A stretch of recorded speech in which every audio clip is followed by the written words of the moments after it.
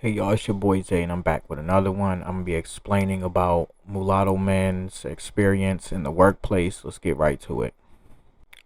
So, targeting in the workplace. Number one, mixed men often stand out either because of looks, how others perceive them, or assumptions about background. Now, y'all remember, if you're too attractive, you stand out because everybody else is average looking or below average. How others perceive you or assumptions about background. Some people might assume that you're a Hispanic or an Arab. You might get some of those questions, or people might ask you what you're mixed with. Um, let's get into the second point. People will probe into your personal life. Where are you from? What are you mixed with? Like I just said, not just out of curiosity, but sometimes to gather info, gossip, or box you into an identity.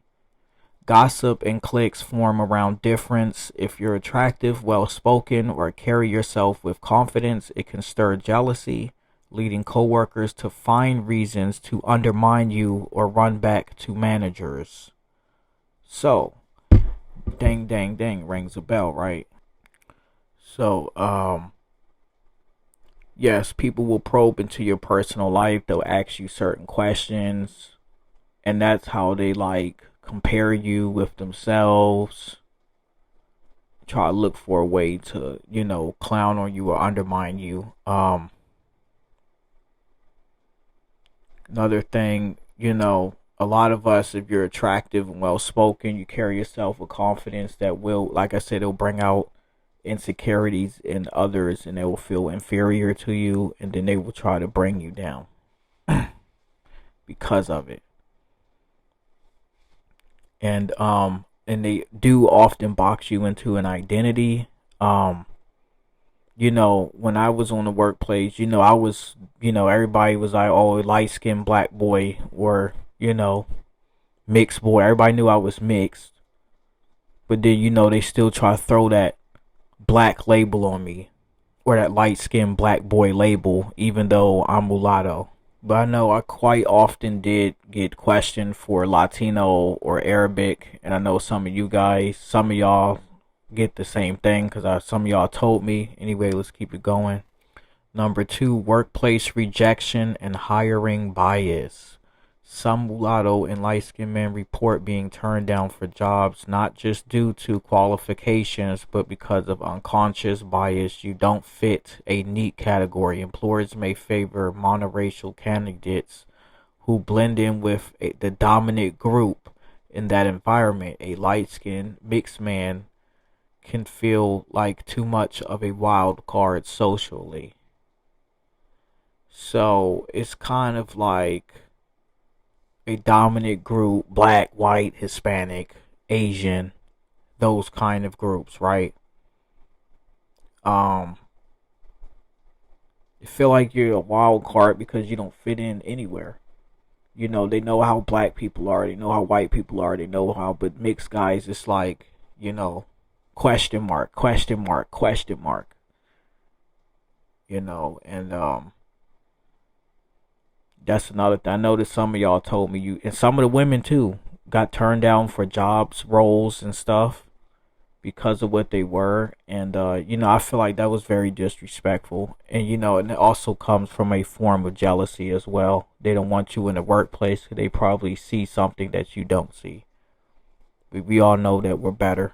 Let's keep it going. Ooh, let's do this one. Female coworkers dynamic. Number three, the teasing, the flirting that I mentioned is real. Sometimes women will use attention from a visibly different man to boost their confidence, then choose someone safer or more socially accepted when it comes to actual relationships. Others may reject openly, not even because of you, but because they want to align with the group consensus, sticking to monoracial men so they don't get judged.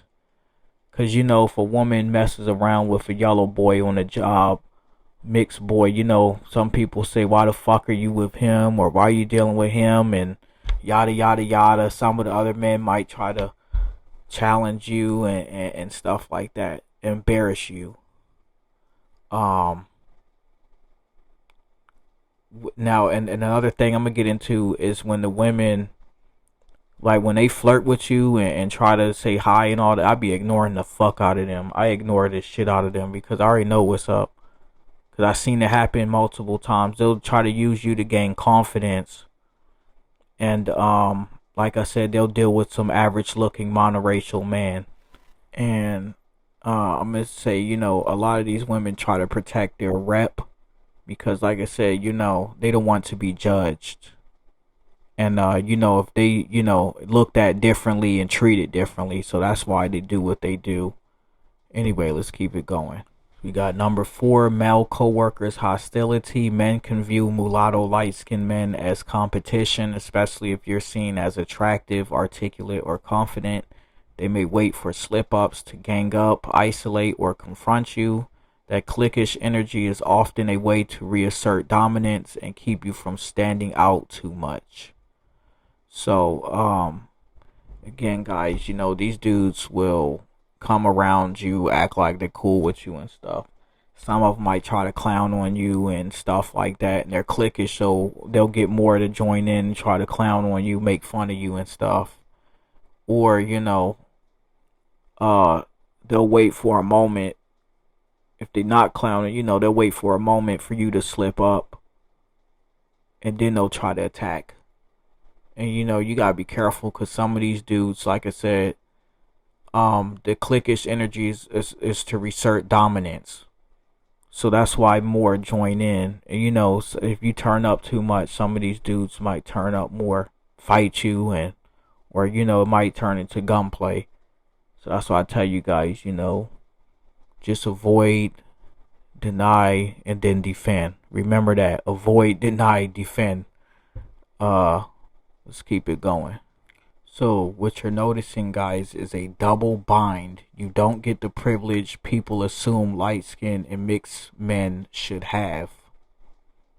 But you also don't get the solidarity monoracial men extend to each other. That creates isolation.